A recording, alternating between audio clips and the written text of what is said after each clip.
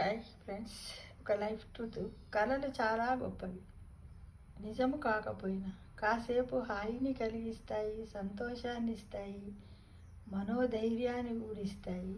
కొన్ని కళలు మనుషులను భయపెడతాయి కూడా. అంటే రకరకాలైనటువంటి కళలు మనకు వస్తూ ఉంటాయి.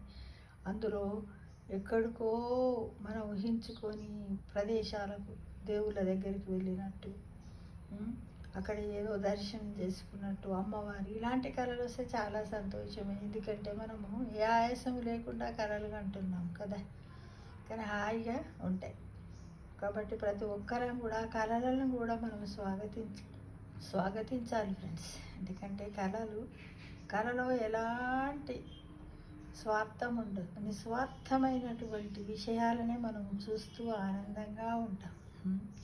ఏ కళలనైనా కూడా మనం పాజిటివ్గా తీసుకోవాలి. కొన్ని కళలు నెగటివ్గా కూడా వస్తూ ఉంటాయి. అయినా కూడా అవన్నీ కూడా దైవాధీనాలని మనము నమ్ముతూ ఉండాలి. ఇది నిజమైనటువంటి జీవిత సత్యమని గ్రహించండి.